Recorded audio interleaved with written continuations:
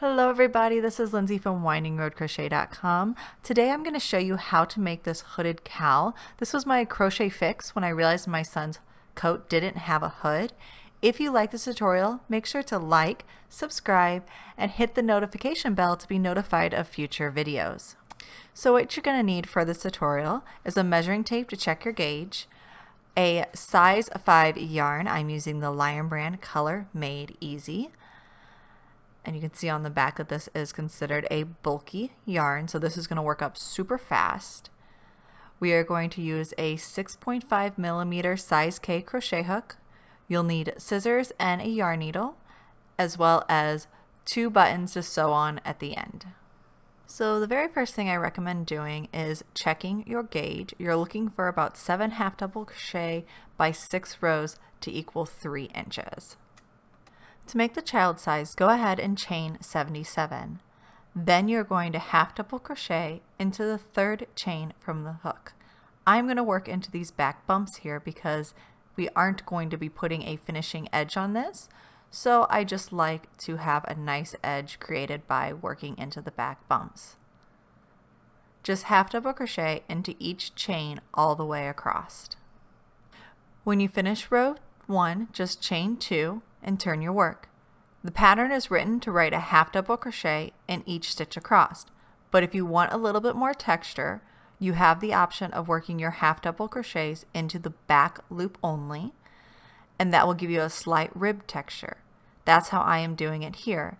You just go down through the top of your stitch and out the back, so you're only working under that back loop.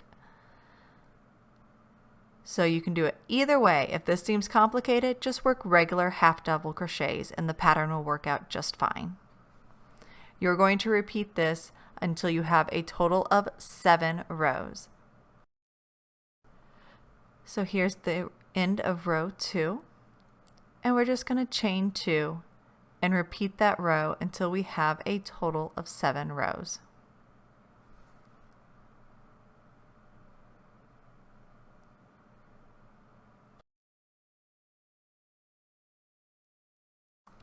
So here we are at the end of row 7, and we have completed the neck portion of our cowl. We're about to start the hood, which is worked a little bit further in. So in order to do that, we need to fasten off the end of our cowl. So just take your scissors, snip, yarn over your hook, and pull that all the way through. And we will weave in this end later. So now what we want to do is count in 10 stitches. 1, 2, 3, 4, 5, 6, 7, 8, 9, and 10.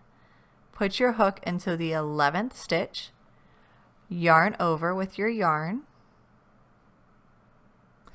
pull that loop through the stitch, and then using your working yarn, not your tail end, yarn over and pull through the loop on the hook, and this will create a slip stitch to secure our yarn. From here we want to chain 2 so we can start the next row. We are going to half double crochet into the same stitch that we slip stitched to.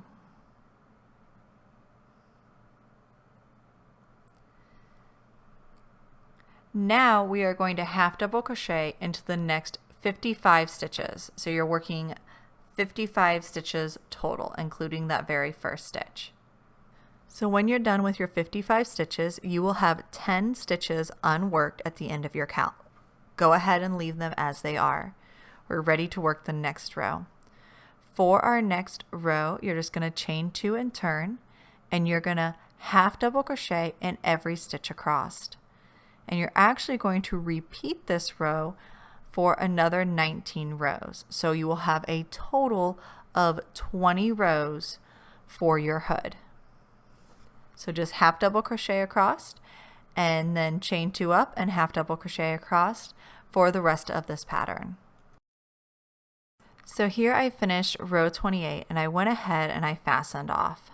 Now I want to show you how to finish your project by creating the hood. Take your hood and fold it in half. When you fasten off, make sure you leave a very long end so that you can use that to sew together the top of your hood. Here I have my long end that I fastened off with and a needle.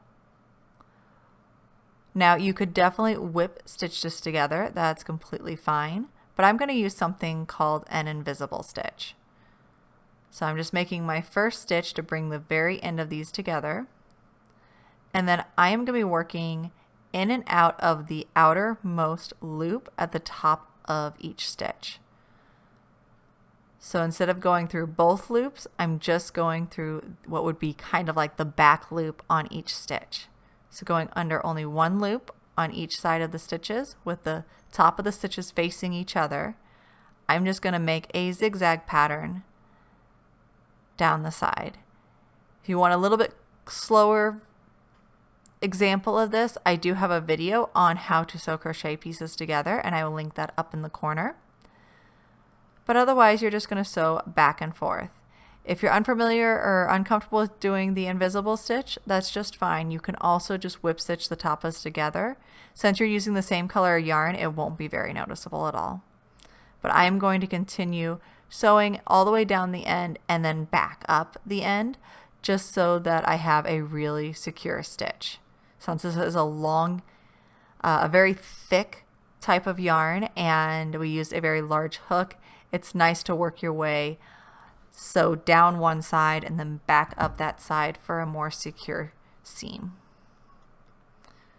So once you complete sewing the top, the only thing you will have left to do is to weave in your ends and sew on your buttons. So when placing your buttons, I want you to think about how you are going to button this together. We didn't put any buttonholes in here. You can actually just push the buttons through between the stitches. I really wanted to be able to button this two different ways.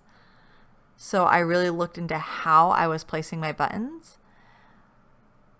If you place your buttons over here to the side, you can actually button this so it's crossed and creates a point, or you can just overlap the two and button them as well. So let me show you exactly where I'm placing these buttons. If you see where the hood ends on this side, I'm putting them right inside the line of where the hood ends, and I'm going to sew them in place. And that way you can button it with them flapped one over the other or at an angle. So sew everything in place and you're done. I hope you liked this video tutorial. I definitely liked sharing it with you.